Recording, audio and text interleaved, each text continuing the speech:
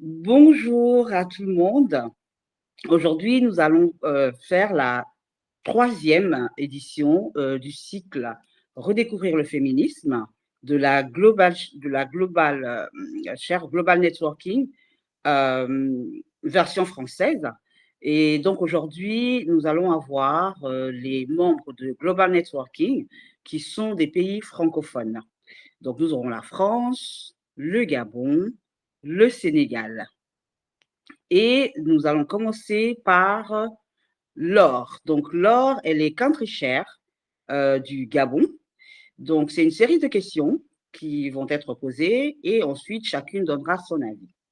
Alors, Laure est country chair du Gabon.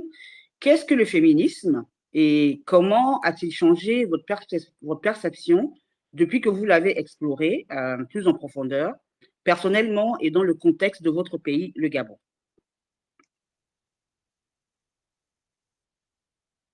Je peux Oui, commencer? oui. Merci Marc, merci Carmen. Je dirais que pour moi, le féminisme, c'est une doctrine qui prône l'égalité entre l'homme et la femme, mais également le féminisme renvoie au rôle de la femme dans la société, c'est-à-dire que ce rôle renvoie à la notion d'équité.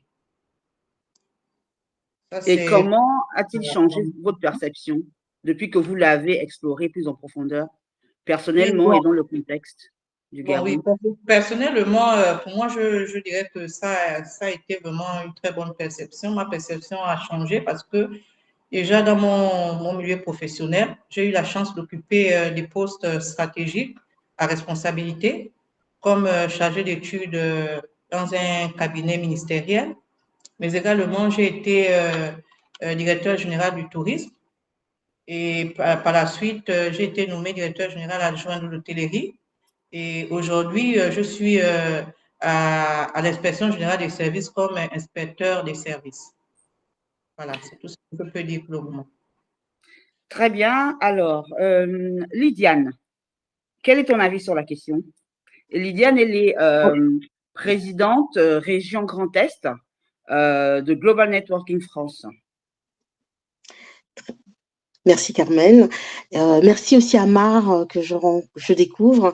Donc, pour moi, en tant qu'agent commercial en immobilier, organisatrice événementielle, donc Alpheventus, et maman donc, de 2 enfants, j'ai un garçon de 21 ans et une petite fille de 8 ans. Je suis aussi donc, une femme mariée, entrepreneur, engagée et très attachée à la valeur du travail bien fait. Donc pour moi, le féminisme est un mouvement qui redonne sa place à la femme sans lui enlever son identité profonde. C'est un mouvement qui m'a poussée à me questionner, à me connaître, à m'affirmer comme femme dans 2 métiers très exigeants qui sont l'immobilier et l'événementiel. Avec le temps, j'ai compris que le féminisme n'est pas contre quelqu'un, mais pour quelque chose. Donc, pour l'équité, pour l'accès aux mêmes opportunités, pour la reconnaissance du travail, pour la liberté d'exister dans toutes ses dimensions. Dans mon pays, la France, j'ai vu que le féminisme est parfois divisé, parfois mal compris.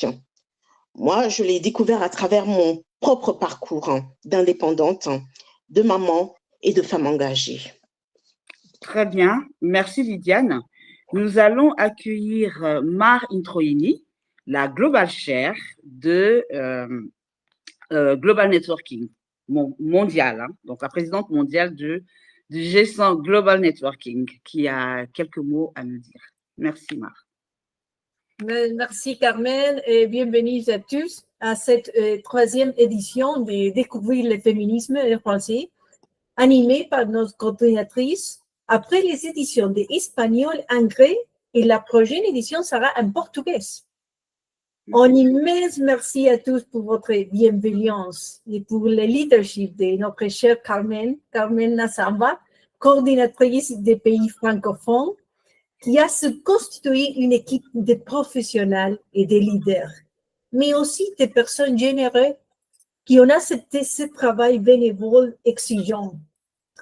Relever les défis de ce type de travail avec la communauté la société civile, et nous utilisons nos propres ressources, n'est pas donné à tout le monde. Et tout le monde n'est pas préparé pour ça. Ces grands pas que nous franchissons avec l'ensemble du réseau G5 Global Networking est hautement novateur et des effets très ambitieux. C'est pourquoi, malgré tout, nous continuons de croître de manière exponentielle avec des activités de toutes sortes, webinaires, événements et présentiels, et maintenant en magasin, un véritable succès.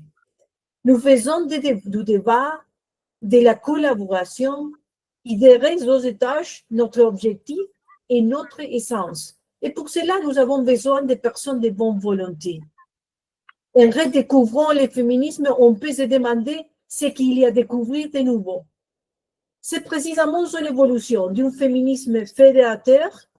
On est passé à un féminisme qui recherche des normes internationales avec un objectif de développement durable numéro 5 des Nations Unies, qui promeut non pas l'équité, mais l'égalité, et où les religions, les traditions, les cultures sont effacées en nom d'une société meilleure. L'idée d'un consensus général semble idéale, pourtant, elle n'est vraie que lorsqu'il s'agit de violences faites aux femmes et des mesures pour les prévenir, concrètement pour éviter leur mort. Mais dès qu'on va aborder les questions des mariages et des modèles familiaux, les désaccords apparaissent. Quand on revendique l'égalité au travail, et l'égalité au travail, on ne parle pas forcément d'inclure davantage de femmes qui souhaitaient réellement cesser d'être mères et de s'occuper de leurs enfants et de leurs proches âgés. On ne parle pas de liberté individuelle, mais d'un indicateur de productivité qui fera en sorte que les femmes contribuent davantage au produit intérieur brut, sans tenir compte des autres facteurs importants pour elles. Par conséquent, l'équilibre entre vie professionnelle et vie personnelle ne consiste pas à faire gagner plus aux femmes, mais à leur permettre de se consacrer librement à la maternité, si elles le souhaitent, sans être pris au piège du manque de ressources économiques. Il nous faut donc redécouvrir un féminisme non idéologique, non fondé sur un agenda global, mais local et adapté à chaque culture. Un féminisme où les arguments de la gauche et les droits n'ont pas à converger, ni même à créer une nouvelle culture, mais plutôt à intégrer des cultures existantes. Et sur cette base, à légiférer, prendre des mesures ou allouer des ressources. Car la mondialisation n'est pas un standard imposé à tout, mais plutôt l'intégration des cultures qui nous donne le sentiment d'appartenir à un tout, sans pour autant nous conformer aux normes établies. Faisons de la technologie, des réseaux et de notre cher réseau mondial G5 Global Networking un espace ouvert et non les fruits des paramètres préétablis. Il est temps de redécouvrir le féminisme ensemble. Merci à tous et bienvenue. Merci Mar pour ce message. Et donc, nous avons eu Laure Quintrichère Gabon, Laure Francine Ratanga. Nous avons eu Lydiane Feyerhead, qui est présidente région Grand Est. Et ensuite, nous allons écouter Marie-Berthe. Merci beaucoup, Carmen. Qui est Quintrichère du Sénégal. Alors, quel est ton avis sur le féminisme? Qu'est-ce que le féminisme et comment cela a-t-il changé, en fait, ta perception depuis que tu l'as exploré plus en profondeur, personnellement, dans le contexte de ton pays, le Sénégal? Ok. Donc, le féminisme, je peux le définir comme un mouvement qui vise à garantir aux femmes les mêmes droits, les mêmes opportunités, la même reconnaissance que les hommes. Mais personnellement, j'aurais défini le féminisme comme l'ensemble des mouvements qui visent à réduire les inégalités de genre déjà qui existent entre les deux sexes. Personnellement, explorer le féminisme m'a permis de comprendre qu'il ne s'agit pas d'opposer les deux sexes, mais de créer un équilibre. où chacun peut contribuer à ses compétences et à ses aspirations. Au Sénégal, comme tu me l'as demandé, nous avons eu à connaître bien avant les sociétés contemporaines des exemples de leadership féminin. Nous pouvons citer l'exemple de Ndaté Yala, qui est une figure historique, qui a su développer un leadership politique et militaire. Nous pouvons citer le cas de Aline Sitoé Diatta, qui était la reine du Cabrousse. On peut citer dans la colonisation comme un exemple de résistance. Personnellement, et aujourd'hui, par rapport au milieu professionnel où j'évolue, je peux dire que le féminisme se manifeste de façon concrète. Quand je parle en milieu rural, c'est un féminisme concret. Pourquoi? Parce que nous voyons dans beaucoup de coopératives qui sont dirigées par des femmes, de coopératives de milliers de personnes qui sont dirigées par des femmes, qui non seulement assurent quotidiennement le renforcement de capacités, assurent la mobilisation des ressources de leurs membres, mais coordonnent les activités de ces coopératives. Donc, explorer cette réalité m'a montré que l'autonomisation des femmes ne relève pas uniquement de la justice sociale, mais c'est un levier stratégique majeur pour le développement durable et la sécurité alimentaire de notre pays. Merci.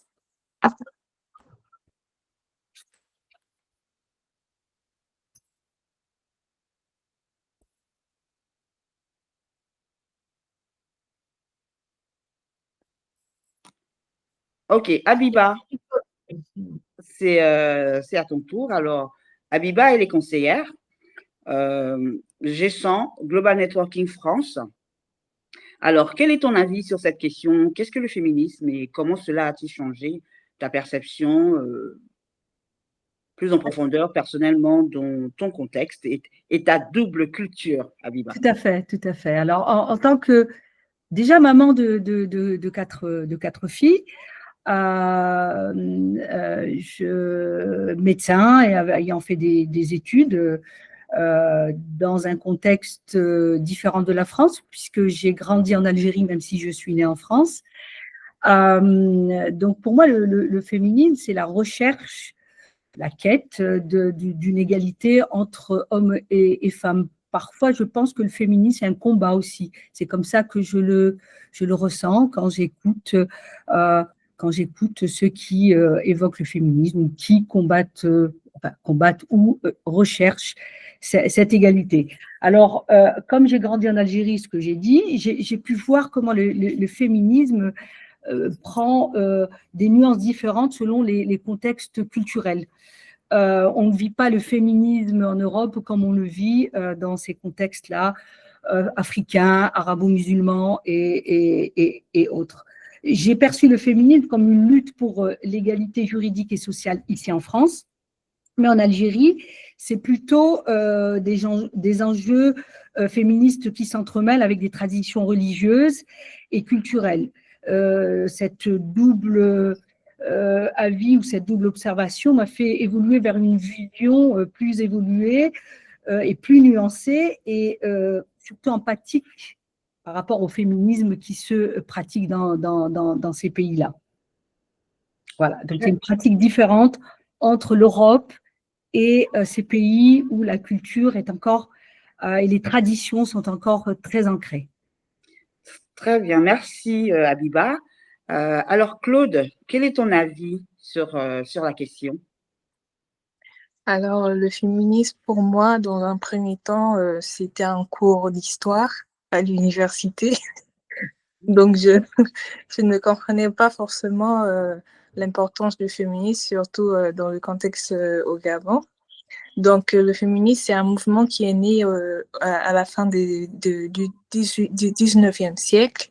Et c'est un mouvement qui a permis aux femmes de s'émanciper, de s'exprimer sur les difficultés qu'elles rencontrent au quotidien. Donc, comment est-ce que ça a changé ma perception? Donc, en découvrant le féminisme, en lisant et en me cultivant sur les mouvements sociaux aux États-Unis, en France, un peu partout, j'ai compris qu'il y a un véritable sens derrière et que toutes les femmes étaient concernées. Il n'y a pas de discrimination, on va dire, les causes des femmes noires moins importantes que les causes des femmes blanches. Tout le monde est concerné, toutes les cultures sont concernées. Et même au niveau du Gabon, on peut, par exemple, donner aux femmes des positions politiques, comme avec Marie-Madeleine, par exemple, ou Ranso. Donc, c'est un mouvement qui, pour moi, me guide au quotidien, qui m'a permis d'écrire un livre parce que j'ai réalisé que la femme, elle est importante et elle mérite tout. Voilà. Alors, je vais juste rebondir sur ce que tu viens de dire. Tu as découvert le féminisme dans les cours d'histoire. Donc, pour toi, c'était encore un simple mot.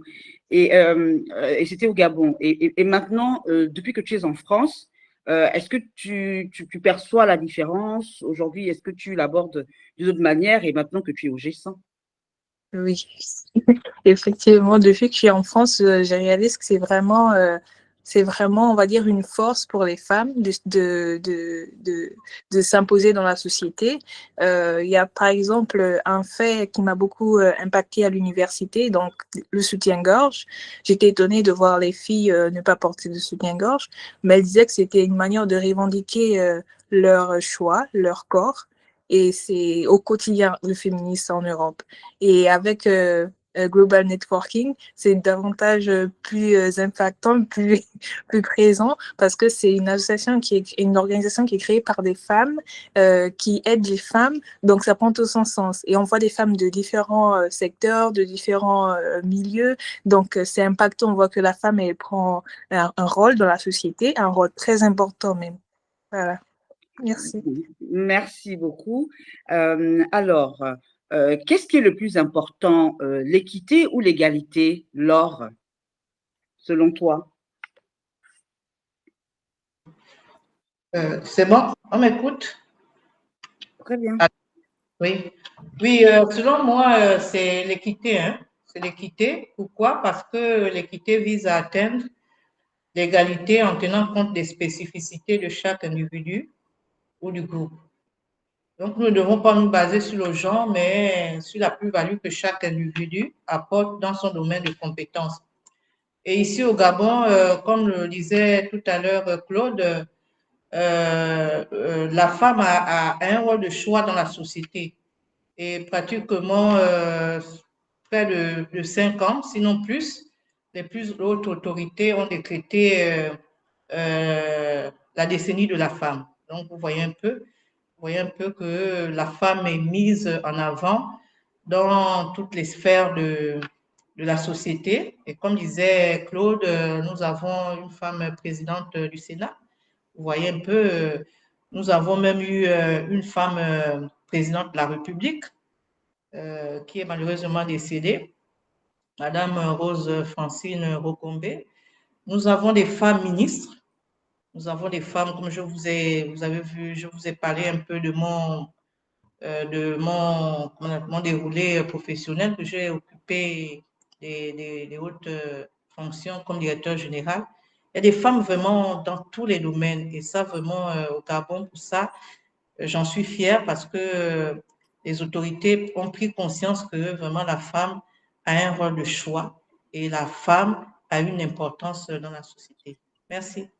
Très bien. Il y avait même, je rebondis, il y a même eu une femme première ministre. Ça s'est déjà passé au Gabon également. Alors, Lydiane, quel est ton avis sur la question? Qu'est-ce qui est le plus important? Équité ou égalité? Alors, je pense que l'équité est la clé. L'égalité sur le papier, c'est magnifique, mais dans la réalité, nos besoins, nos contraintes et nos parcours sont différents. En tant que femme entrepreneur et maman, j'ai compris que l'équité permet donc d'adapter les règles à la réalité. C'est cela qui donne à chaque femme les moyens d'être pleinement elle-même, sans se sentir en défaut ou en retard. Voilà. Voilà ce que je peux dire. D'accord. Et Marie-Berthe, quel est ton avis?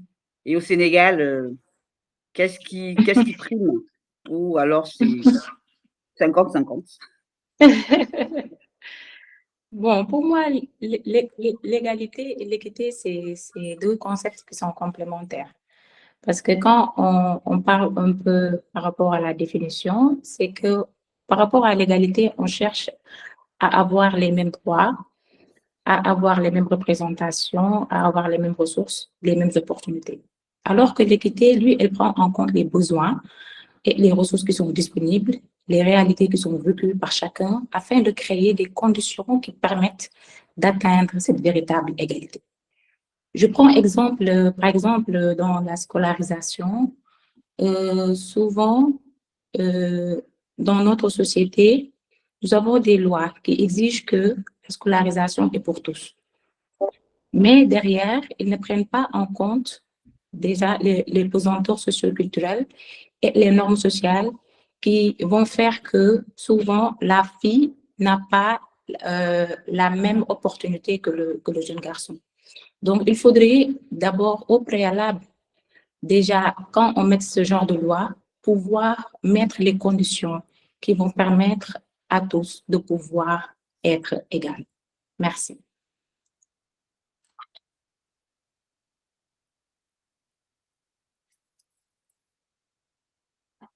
Abiba, quel est ton avis sur la question? Alors, Égalité, équité, qu'est-ce qui est plus important? alors je pense que l'équité est plus importante, mais les deux sont importants quand même. L'égalité est essentielle en termes de droits entre l'homme et la femme, surtout, par exemple, dans le domaine du travail. Mais l'équité, elle permet d'adapter ces mêmes droits aux spécificités de chacun. Par exemple, moi j'ai pensé à l'exemple de la femme enceinte, qui est, par rapport à l'homme, la seule qui peut être enceinte, qui peut accoucher, qui a des problématiques ou en tout cas une situation de maternité, qui lui donne quand même une différence par rapport à l'homme et qui nécessite quand même une équité dans ses droits et dans ses droits et dans ses besoins. Donc il y a quand même une supériorité de l'équité par rapport aux droits, puisqu'il y a des spécificités de chacun. Mais surtout, bon, la femme, elle a quand même ses spécificités à elle que l'homme ne peut pas avoir. Par exemple, voilà, la situation que j'ai citée, celle de la maternité. Et voilà. Donc, je finirai par dire que l'équité, quand même, est plus importante que l'égalité. Ok, très bien, merci. Alors, Claude, à ton avis? Oui, alors, donc, comme a dit Abiba, l'équité et l'égalité, pour moi, se complètent. Et la manière dont je transpose ces deux éléments dans la société, c'est dans la mise en place des politiques publiques pour la femme. Donc, on va remarquer que les ministères et les organisations sont très impliqués pour mettre la femme de l'avant dans un processus d'égalité dans la société. Mais on remarque que les politiques qui sont mises en place n'ont pas d'impact réel. Donc, en prenant en compte l'équité et les réalités de chacune, de chaque région, par exemple des régions où il n'y a pas Internet, des régions où c'est difficile de trouver un travail. Donc là, on va réorienter les politiques, les solutions qui sont mises en place et ça va permettre de faire des choses plus impactantes dans le long terme. Donc, c'est comme ça que je vois ces deux éléments. Merci. Merci Claude. Alors, pour continuer sur cette lancée-là, pensez-vous que l'équilibre 50-50 résout tous les problèmes inhérents aux femmes ou faut-il aller plus loin dans les politiques? Laure, quel est ton avis sur la question? Parce que je ne sais pas si on me voit. Voilà. Sur la question, bon, je voulais me mettre aussi en grand écran, mais je n'arrive pas. Bon, j'espère qu'on me voit bien. C'est bien, c'est bon. Ah, d'accord. Oui, donc sur la question, pour moi, c'est déjà un bon début. L'équilibre 50-50, mais le but, c'est d'aller plus loin dans les politiques et de faire en sorte que les femmes soient mises en valeur. Donc, pour cela, des moyens politiques, économiques et sociaux doivent être mis en avant pour atteindre cet objectif.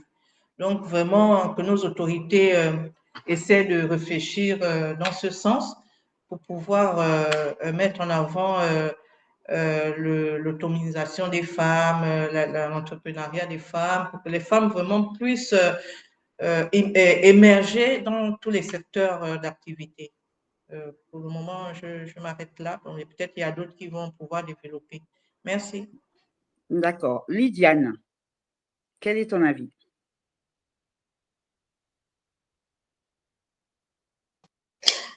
Alors, si le 50-50 suffit, je dirais non. Pour moi, le 50-50, c'est un fantasme mathématique. Parce que dans la vie, ce n'est pas toujours possible et ce n'est pas grave. Pour moi, ce n'est pas grave. Ce qui compte, c'est la complémentarité, le respect et la répartition intelligente. Pas forcément la répartition strictement égale.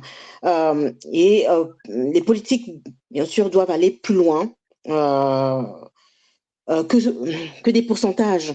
Mieux accompagner donc les femmes entrepreneurs, parce que en tant que femme entrepreneur, je le vis au quotidien, donc je voudrais que ça ait un peu, qu'il y ait vraiment un vrai accompagnement, surtout les nouveaux entrepreneurs, parce qu'on rencontre certaines difficultés.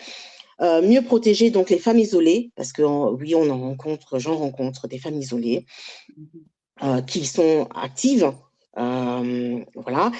Mieux valoriser donc les carrières féminines et aussi mieux reconnaître le travail invisible qui n'apparaît dans aucun tableau Excel. Donc ça, c'est les points que je voulais mettre en avant pour faire évoluer les politiques.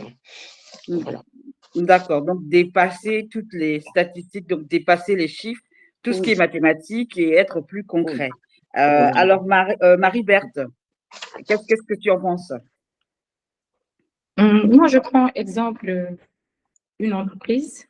Je venais par un exemple, une entreprise qui prône l'égalité 50-50.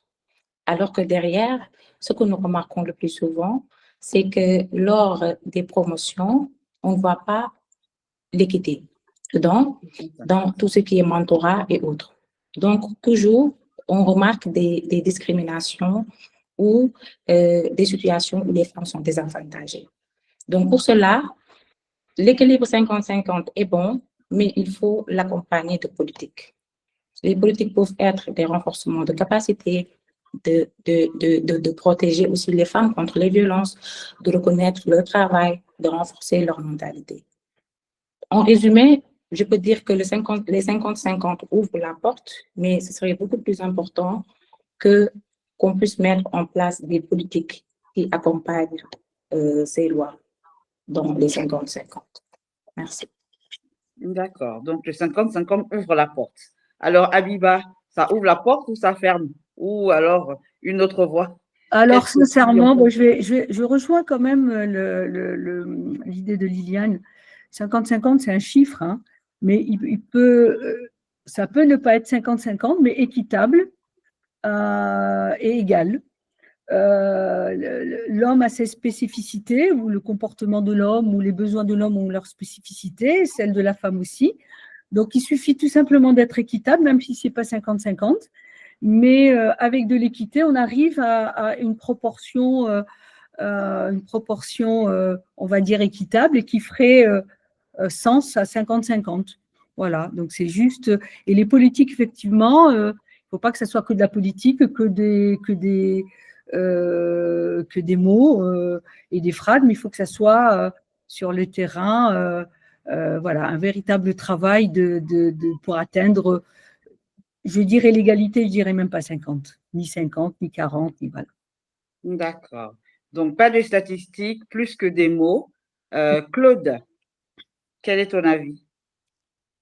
Alors, 50-50, c'est déjà un bon départ. Et je pense qu'on devrait faire 70 et 30% pour avantager les femmes. Donc, le 50-50 est très important, par exemple, dans les entreprises. Et je pense que ça devrait être appuyé par des avantages. Donc, par exemple, les femmes, elles ont leur menstruation chaque mois. Donc, ça, déjà, ça impacte leur quotidien. Donc, il y a des maladies menstruelles comme le SEPK. Il y a des femmes qui souffrent d'adénomiose. Donc, ça impacte véritablement leur quotidien. Donc, même si c'est une femme qui est présidente d'une entreprise, elle n'aura pas les mêmes performances qu'un homme qui est président. Donc, je pense que l'État déjà devrait mettre en place des barrières, on va dire, pour pouvoir garantir qu'il y ait vraiment un 50-50. Donc, du coup, un accompagnement, veiller vraiment à la santé menstruelle des femmes, veiller à ce qu'elles aient plus d'outils que les hommes, parce que je pense qu'un homme vaut une femme et plus, et une femme et un demi, on va dire. Donc, je pense que le 50-50, c'est une très bonne chose, mais il faut qu'il y ait des avantages et on va dire des garde-fous pour faire en sorte que ça soit une réalité pour chaque femme. Voilà, merci. Merci Claude. Comment définissez-vous les mouvements féministes? Y a-t-il des extrémistes ou des modérés? Quel rôle jouent les hommes dans ce processus de redécouverte et d'élargissement du sens du féminisme? Laure. Le micro, Laure. C'est bon? Allô? Oui. Oui. Oui, merci Carmen. Je t'ai en train de dire que comment je définis les mouvements féministes. Moi, je les trouve de courageuses. C'est de courageux ces mouvements. Parce que ces femmes, elles osent monter au créneau et affronter la société souvent hostile à ce genre d'idéologie. Vraiment, moi, je trouve que ce sont des femmes battantes, ce sont des femmes encouragées, parce que c'est pas souvent aisé de voir, de porter sa voix face à un mur d'hostilité, face à des hommes, de foi, qui ne sont pas modérés. Vraiment, pour moi, ce sont des mouvements courageux. Et est-ce Et qu'il y a des extrémistes, oui, des oui, modérés? il y a les deux. Il y a les deux. Je parlerai d'abord, bien évidemment, des extrémistes, parce que dans chaque peuple humaine, il y a toujours des choses à redire. Il existe des personnes qui s'adonnent à fond dans leur idéologie, des idéologies qu'elles défendent, même à l'extrême, hein, même à l'extrême. Donc, ce sont vraiment des extrémistes. Mais il y a également, heureusement, des modérés qui savent être pondérants dans leur combat face à leur idéologie. Et les hommes, tu penses qu'ils devraient jouer un rôle dans ce processus-là de redécouverte? Oui, oui, oui. Oui, parce que, comme on disait, nous qui sommes, moi, par exemple, personnellement, que je suis dans un foyer, si mon homme ne m'appuie pas dans ce que je vais entreprendre, dans ce que je fais, il y aura quand même, comment ça, il y aura, voilà, une cassure. Il y aura une cassure. Donc, vraiment, il faudrait que les hommes s'imprègnent un peu de ce que font leurs femmes, de ce que font les femmes dans les femmes collègues, qu'ils comprennent, qu'ils essaient de vraiment s'imprégner, comprendre un peu l'idéologie de ces femmes pour pouvoir peut-être les accompagner véritablement dans ces mouvements. Le féminisme n'est pas une mauvaise chose en soi, hein. C'est pas forcément négatif. Maintenant, c'est de bien poser le problème pour bien faire comprendre à l'autre où on veut partir. D'accord. OK. Et Lydiane, quel est ton avis sur cette question à double volet? Pour moi, il existe donc autant de féminisme que de femmes. Donc, il y a donc des courants très militants, d'autres plus modérés, mais tous ont leur utilité. Je crois aussi que le féminisme inclut donc les hommes, car on ne bâtit pas une société équilibrée en excluant la moitié de la population. Les hommes ont un rôle essentiel, qui est celui de comprendre, de soutenir et se remettre en question et accepter d'évoluer avec nous. Là, je parle en connaissance de cause parce que mon mari, aujourd'hui j'ai 43 ans, on s'est connus il y a 20 ans, on a évolué ensemble, il comprend mes envies, mes combats et il m'accompagne. Ça a été dur quelquefois la compréhension, mais il m'accompagne. Et sans ce soutien quotidien, j'y arriverai pas. Et donc, oui, on a besoin effectivement des hommes. Le rôle des hommes est extrêmement important. C'est un combat qu'on mène ensemble et pour avoir un équilibre. Et cet équilibre, on a besoin. On a besoin tout à fait des hommes. Donc, voilà. Et, Et en plus, dans ma vie personnelle comme professionnelle, j'évoquais la partie personnelle, même dans la vie professionnelle, je travaille avec beaucoup d'hommes dans l'immobilier, les coachs, les partenaires, les collègues, et j'ai vu qu'ils peuvent être vraiment des vrais alliés. Donc, oui. D'accord. Voilà. Et Marie-Berthe, au Sénégal, qu'est-ce que tu peux nous dire par rapport à cette question?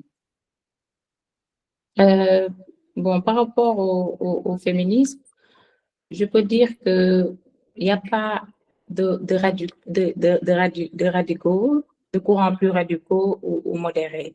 C'est juste peut-être de la perception que les gens en font par rapport souvent à la lutte que mène ce mouvement. Donc, on peut considérer que d'autres sont beaucoup plus radicales du fait qu'ils touchent là où ça fait vraiment mal. Donc, il y a certaines normes, il y a certaines traditions qui sont établies et qui souvent, peut-être, qui ne doivent pas être touchées. Voilà, donc c'est ça. Donc, c'est deux courants qui existent. Hein. Le féminisme, son rôle principal, c'est de réduire ces inégalités. Son rôle principal aussi, c'est de dénoncer et c'est de lutter contre toutes les formes de discrimination. Par rapport aux hommes, je dirais qu'ils jouent un rôle essentiel parce que c'est eux qui soutiennent aussi les femmes. Ils doivent aussi participer à la déconstruction des stéréotypes aux pratiques discriminatoires. Donc, ils jouent un rôle important parce que c'est eux souvent qui sont avec leur épouse qui peuvent leur montrer la voie, les accompagner. Parce que souvent, on remarque que les femmes qui réussissent plus ont le soutien de l'autre côté de leur mari.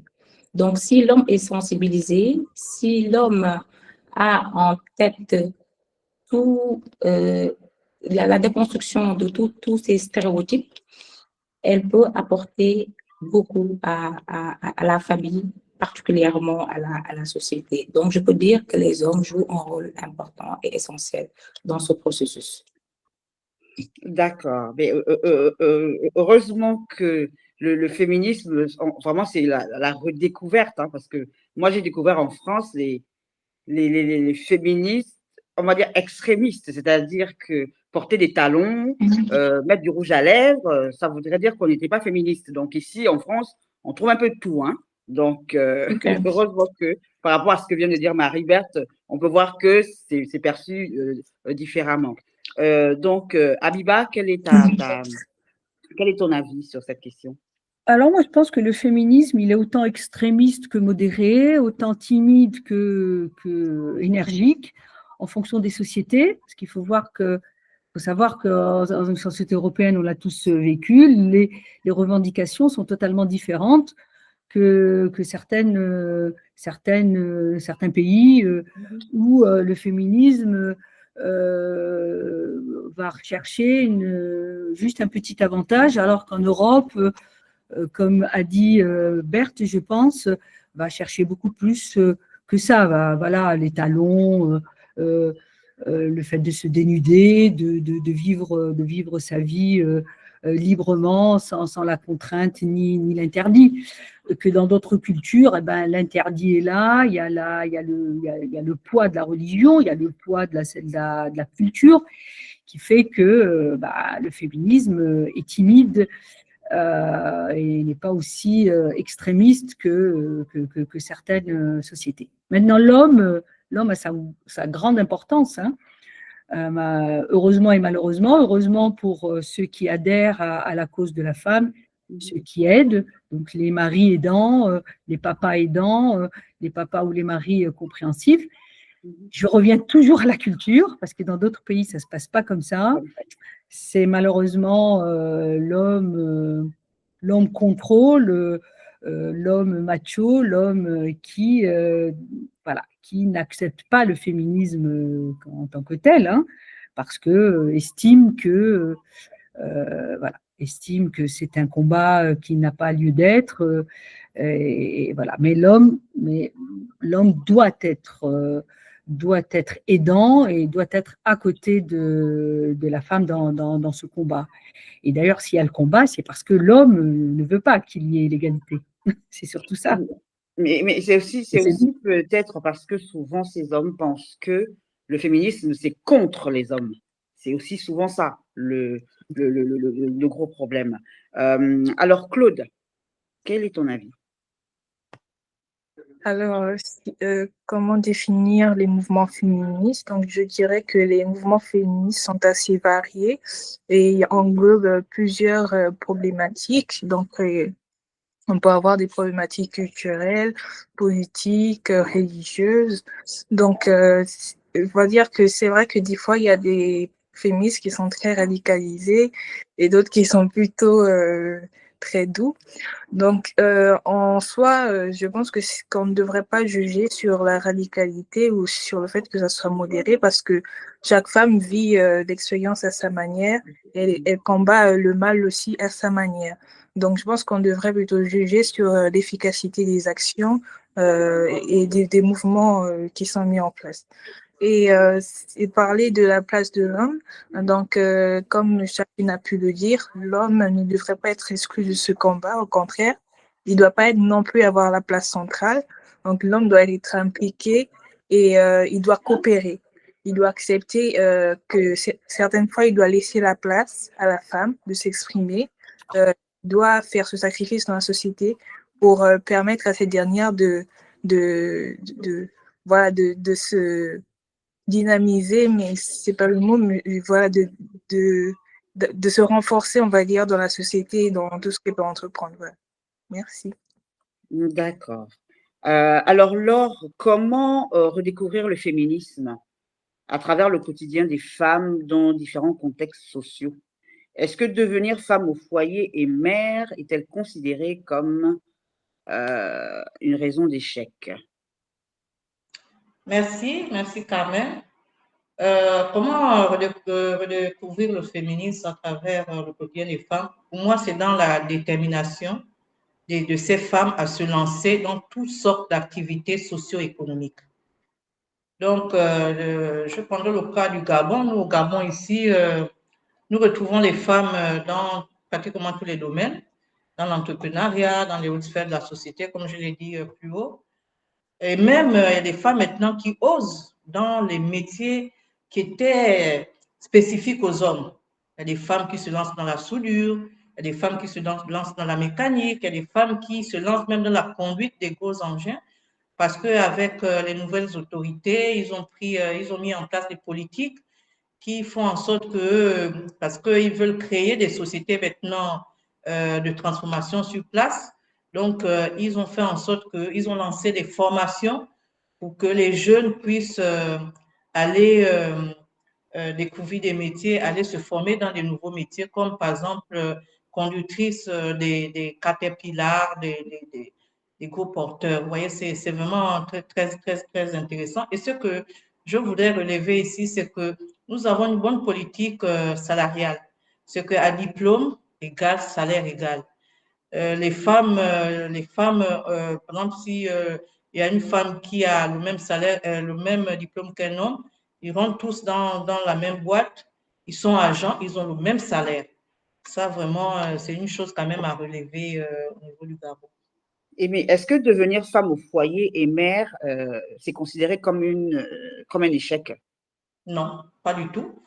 Moi, je trouve que c'est même une victoire. C'est même une victoire. Pourquoi? Parce que aujourd'hui, une femme qui est au foyer est considérée comme une femme entrepreneur, pour moi. Parce que dans le foyer, c'est elle qui gère ce foyer comme une entreprise. Elle planifie les dépenses, elle organise son foyer, elle responsabilise les autres membres de sa famille en leur donnant à chacun des tâches bien spécifiques. En un mot, elle établit un business plan journalier et puis mensuel. D'accord. Lydiane. Alors pour moi, on redécouvre donc le féminisme en observant donc le quotidien réel des femmes, pas seulement dans les discours ou dans les grandes théories. Chaque femme porte une histoire, un contexte social, une culture, une éducation, un niveau de vie, une charge familiale. Et c'est dans cette diversité que le sens du féminisme se révèle. En travaillant dans l'immobilier et dans l'événementiel, j'ai rencontré des femmes très différentes. Des entrepreneurs, des mères seules, des étudiantes, des femmes au foyer, des femmes en reconversion, des femmes en situation de précarité, des femmes cadres dans de grandes entreprises. Et ce que j'ai appris, c'est que le féminisme n'a pas une seule définition, mais plusieurs chemins. Le quotidien des femmes nous permet de redécouvrir un féminisme plus authentique, plus humain, plus enraciné dans la réalité. Certaines se battent pour leur indépendance financière, d'autres pour leur équilibre familial, d'autres pour leur sécurité, d'autres pour accéder enfin à leur propre ambition. Le féminisme se redécouvre dans cette capacité à écouter ces vies-là, ces parcours parfois discrets, mais tellement forts. C'est ce qui nous permet de comprendre que le mouvement doit s'adapter aux réalités sociales et non l'inverse. Et la question de savoir si les femmes au foyer et mères, c'est un échec, jamais. Être mère ou femme au foyer n'a rien à voir avec un échec. C'est un choix, et un choix digne, respectable, important. J'ai moi-même 2 enfants, et je sais que la maternité est une force. Elle développe notre sens des responsabilités, notre organisation, notre patience, notre endurance. Et toutes ces qualités, je les utilise dans mes 2 métiers chaque jour. Voilà. Très bien. Alors, Abiba? Alors, le féminisme, actuellement, c'est toutes ces femmes que l'on voit conduire des avions, conduire des engins, comme a dit la sœur, toutes ces femmes médecins, toutes ces femmes libres et qui voyagent, ce qui était beaucoup difficile il y a des années derrière. Maintenant, pour les femmes au foyer, pour moi, c'est pas du tout un échec, bien au contraire. Dès lors que c'est son choix, bien sûr, dès lors qu'elle n'y est pas contrainte, dès lors, voilà, dès lors qu'elle le fait de son propre gré, de sa propre volonté, et rien n'empêche une double tâche, parce que la plupart des femmes ont des doubles tâches. J'étais pas femme au foyer, mais femme élevant les enfants, mais en même temps travaillant, en même temps étudiant. Donc, ça n'est pas du tout un échec, bien au contraire, c'est parfois même une réussite quand c'est fait en harmonie, avec bonheur et volonté. Voilà pour moi. Claude? Oui, allez, désolée, j'ai dû me déplacer, du coup, vous m'entendez bien? Très bien. Super. Donc, comment redécouvrir le féminisme aujourd'hui? Je pense qu'on devrait s'intéresser du coup à la condition de la femme. On doit s'impliquer dans le quotidien de la femme, apprendre des problématiques actuelles qui sont différentes de celles d'autrefois, et essayer de voir comment on peut s'impliquer aussi au niveau des associations, dans nos quartiers, dans nos localités. Voilà, vraiment être auprès de la femme, comprendre son quotidien, ses défis, s'engager. Donc, ça nous permet d'avoir un angle toujours rafraîchi de ce qu'est le féminisme. Et pour savoir si être homme au foyer est un échec, non, ce n'est pas un échec. Du coup, comme disait, je pense à Biba, c'est un choix qui doit être respecté par tous, indépendamment de nos convictions religieuses, culturelles, politiques, etc. Donc, au contraire, on doit encourager ces femmes et les accompagner en prenant en compte leur réalité et voilà, être en quelque sorte un appui pour les aider à achever leur rôle, voilà, leurs actions au quotidien. Voilà, merci. D'accord. Donc, on va retenir ici, lorsque c'est un choix, lorsqu'elle a choisi d'être femme au foyer. Quels mythes ou préjugés persistent à propos du féminisme, selon vous, et comment pouvons-nous les démanteler? Pensez-vous que les nouvelles générations redéfinissent le féminisme différemment des générations précédentes. Laure. Oui, merci Carmen. Les préjugés qui persistent à propos du féminisme, surtout ici en Afrique, hein, peut-être précisément, bon, je parle du Gabon, c'est que la femme ne peut jamais être l'égale de l'homme, même si nous sommes collègues, tu restes une femme, moi je reste un homme. Sa place, par exemple, dans le foyer, c'est d'être quelque part, d'y figurer comme un meuble. Elle n'a pas droit à la parole.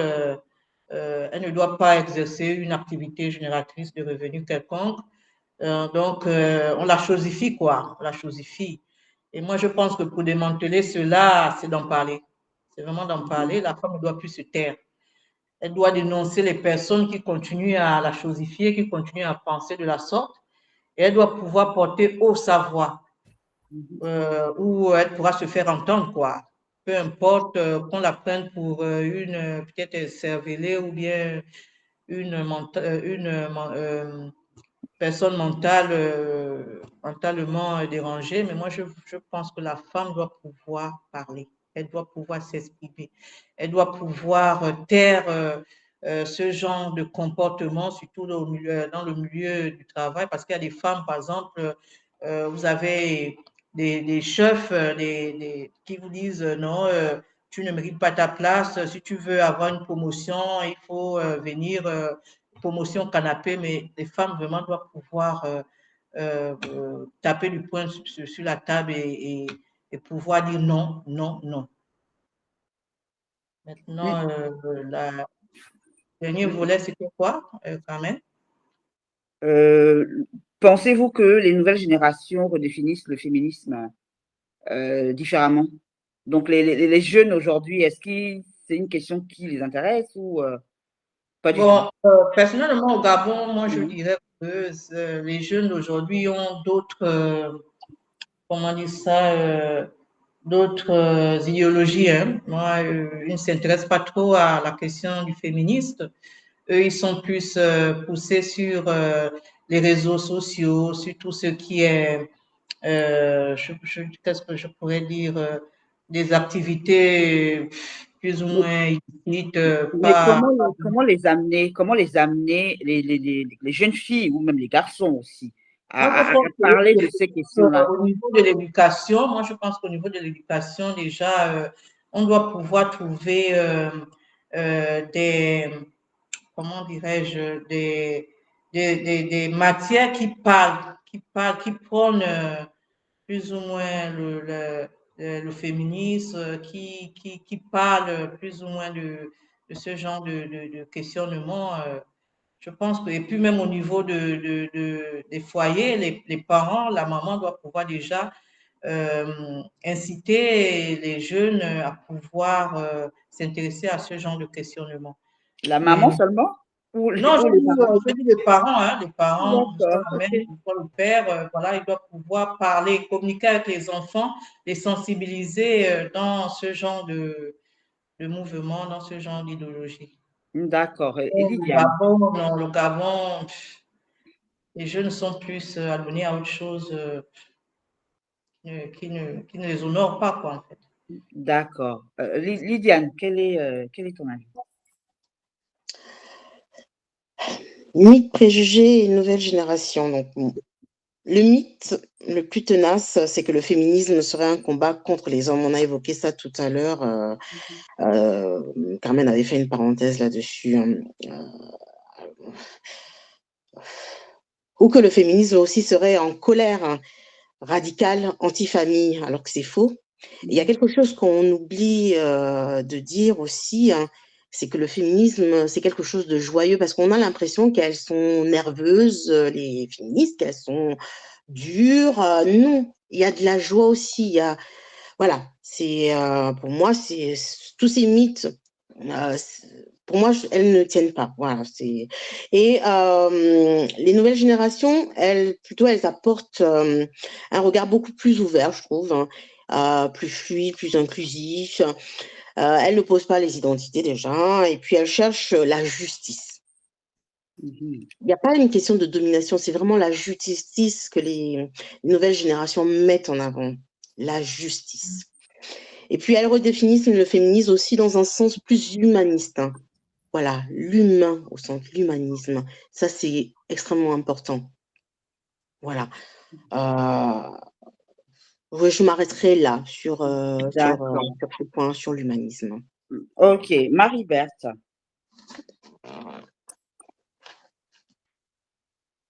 OK.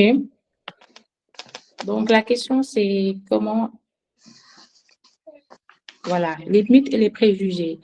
Donc, au Sénégal aussi, ces mythes persistent, hein, parce que les gens souvent voient le féminisme comme quelque chose qui dévalorise les hommes. Souvent, on dit que les femmes féministes sont trop ambitieuses. Elles ont moins peut-être d'instinct maternel. Être féministe peut-être signifierait renier les traditions. Donc, tel n'est pas le cas. On peut toujours militer tout en conservant nos réalités et nos traditions. Pour moi, il serait beaucoup plus important que ces idées préconçues puissent être démantelées en organisant des sensibilisations perpétuelles, comme aujourd'hui ce que nous sommes en train de faire à travers ce webinaire, devrait être impactant, devrait être suivi pour que les gens reconnaissent que le féminisme n'est pas un mouvement qui vient pour être contre les hommes. Au contraire, ce que le féminisme prend le plus souvent, c'est l'équité, c'est la justice. Et tous les combats que les féministes mènent, c'est pour rendre à la femme sa place et pour que la femme soit de plus en plus moins discriminée. Donc, par rapport à la jeunesse d'aujourd'hui, je peux dire que peut-être ils sont en train de mener soit pas directement des combats d'idéologie, mais souvent ils le mettent en pratique. Parce que maintenant, on voit surtout au Sénégal de plus en plus de jeunes ambitieux, de jeunes femmes leaders qui sont partout dans n'importe quel domaine, dans des domaines dits avant des métiers d'hommes. On les voit, par exemple, dans beaucoup de sphères, être comment dirais, des chefs d'entreprise, hein, des entreprises individuelles, être des leaders dans plusieurs coopératives qui avant étaient dirigées par des hommes. Donc, je me dis que cette nouvelle génération, peut-être ne le voit pas comme un combat d'idées, un combat qu'ils mènent frontalement, mais au contraire, qu'ils mettent en pratique en le concrétisant dans leurs actions. Et cela est déjà un avancement par rapport à ce féminisme que l'on voyait, bien que l'on déjà avait des idées derrière. D'accord. Alors, Abiba? Alors, pour les mythes, oui, il en persiste et il en persistera toujours, hein. C'est celui et le plus essentiel, c'est que le féminisme, c'est contre les hommes. C'est pour avoir plus de liberté et donc moins de comment dire, amoindrir le rôle de la femme par rapport à l'homme. Donc ça, c'est un mythe qui persistera, je pense. Et encore une fois, les mythes sont encore plus présents dans des pays à culture encore présente, enfin conservateurs, comme le Sénégal, l'Algérie, enfin l'Afrique et certains autres pays. Maintenant, pour les nouvelles générations, je pense que les nouvelles générations se sont beaucoup affranchies de pas mal de contraintes culturelles et donc voient moins le combat féminin important. Parce que déjà… Est-ce que c'est du fait aussi est-ce que c'est du fait peut-être de la globalisation ou le fait que tout le monde soit connecté et finalement, ces jeunes, leur culture, c'est un peu les réseaux. Donc, ils sont vraiment… est-ce que ça peut expliquer ça aussi? Moi, je pense que oui, ça peut expliquer, hein, c'est les réseaux, hein, la connexion avec le monde, la connexion avec ailleurs, et puis aussi la possibilité que la femme étudie, enfin que la jeune fille étudie, sorte, voyage, et donc ça diminue cette inégalité et donc moins de besoin de combat. D'accord. Claude, la jeunesse, qu'est-ce qu'elle pense, la jeunesse? Alors, désolée pour le bruit, un peu de mouvement. Donc, la question, c'est quel mythe persiste aujourd'hui? Donc, premièrement, un mythe qui persiste beaucoup, c'est celui dans lequel le féminisme serait un truc d'occidentaux. Donc, on a fait qu'on se dit, on a mieux à faire que de discuter la place avec les hommes. Nous, on est sur le terrain et on fait la chose, on combat tout de suite. On n'a pas besoin que quelqu'un nous dise ce qu'il vaut faire. Ou il y en a d'autres qui disent, oui, de toute façon, on ne sera jamais au même niveau que les hommes, donc autant faire avec. Donc, c'est un peu les mots qui persistent aujourd'hui. Et comment est-ce que la nouvelle génération redéfinit le féminisme? Oui, la nouvelle génération redéfinit le féminisme. De quelle manière? Donc, avec les nouveaux outils qui existent, par exemple, les actions sont plus globalisées et l'impact est plus rapide. Donc, on remarque aussi beaucoup le brisement du tabou. Donc, autrefois, les sujets qui étaient très difficiles à aborder, l'avortement, par exemple, jusqu'à aujourd'hui, c'est une problématique vue par les femmes qui subissent des viols, des grossesses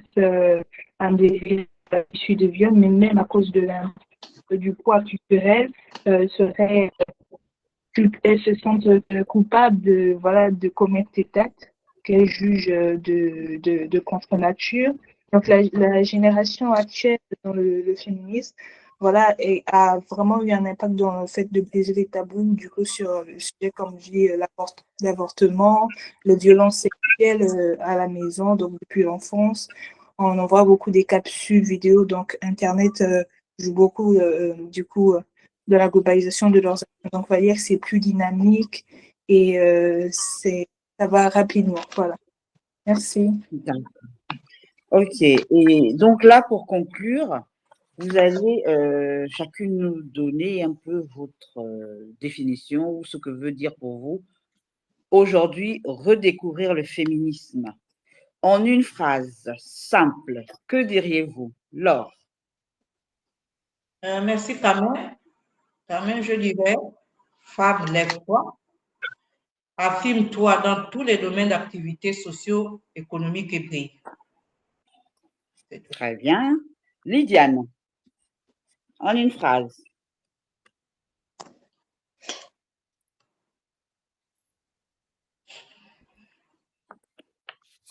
Voilà, je n'arrivais pas à connecter mon micro. En une phrase, donc pour moi, redécouvrir le féminisme, c'est réapprendre à être femme pleinement, libre, forte, douce, ambitieuse, mère, professionnelle, sans se justifier et sans se diminuer. Sans se justifier et sans se diminuer. Ça, j'aime bien.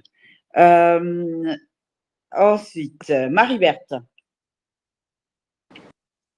Moi, je dirais que redécouvrir le féminisme, c'est valoriser le rôle et les droits des femmes dans tous les secteurs afin de construire un développement durable, inclusif et équitable, là où la contribution a été trop sous-estimée.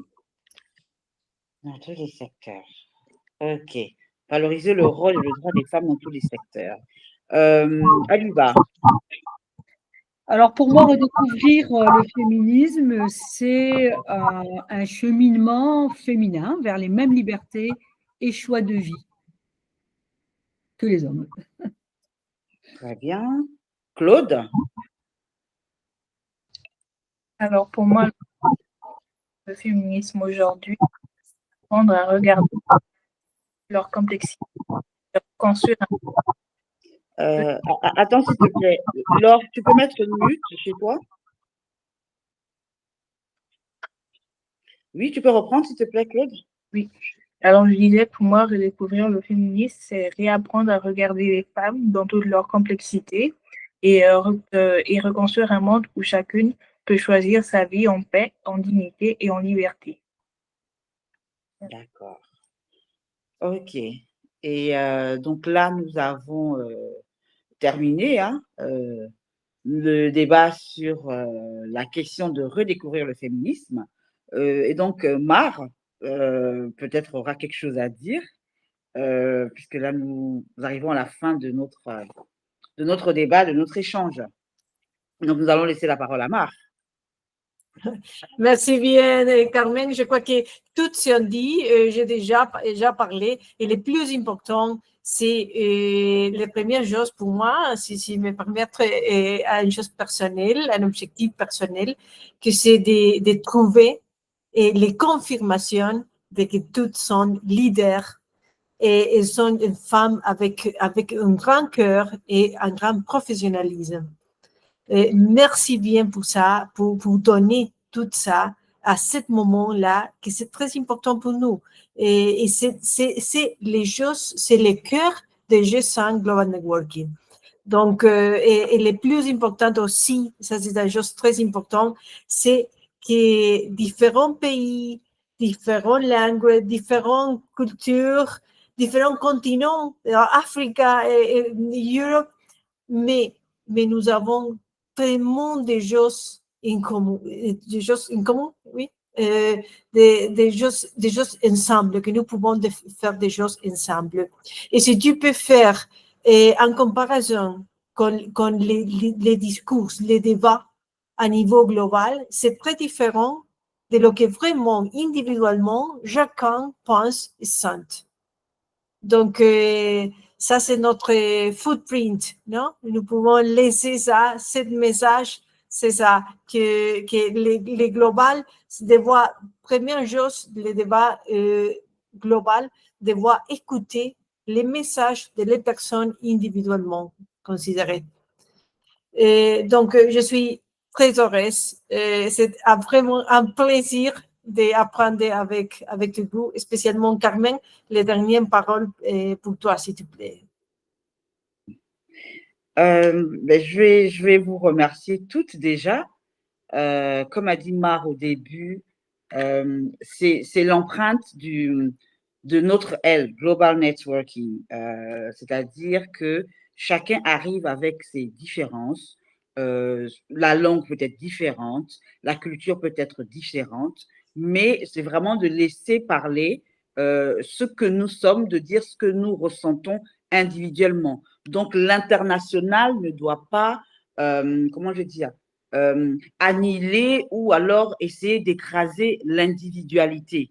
Donc, c'est ce qui est intéressant ici. Et comme j'aime à le dire, hein, je vous le dis toujours, nous avons la chance ici au Global Networking d'avoir, on va dire, de donner la possibilité à tout le monde de s'exprimer. Et ça, je le dis toujours à Mar, moi, c'est quelque chose que j'aime beaucoup, que j'apprécie. Parce que dans cette L, j'ai trouvé que tout le monde pouvait s'exprimer selon sa langue. C'est-à-dire que même si vous ne parlez pas anglais, vous pouvez vous exprimer. Et ici, au Global Networking, il y a les lusophones, les hispanophones, les anglophones et les francophones maintenant que nous sommes. Et donc, c'est pour dire que même parmi vous, s'il y en a qui ne parlent pas ou ne comprennent pas l'anglais, ça ne veut pas dire qu'elles vont être freinées dans leurs actions. Et ça, c'est quelque chose que j'apprécie vraiment ici, dans notre L. Donc, c'est pourquoi je disais que il faut continuer. C'est-à-dire que ce genre de débat, de webinaire, là, qu'on fait souvent dans 4 langues, et maintenant, il y a le magazine qui est arrivé aussi en français. Donc, c'est la première édition. Nous sommes les pionnières. Donc, ça, félicitations à nous toutes.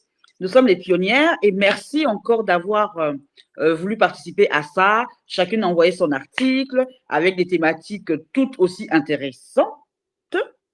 Donc, merci et merci pour votre temps pour aujourd'hui. On est en fin de journée, sinon en soirée. Vraiment, merci. Merci, Mar, de nous réunir toutes comme ça. Applaudissements pour nous toutes, vraiment. Merci. Et puis,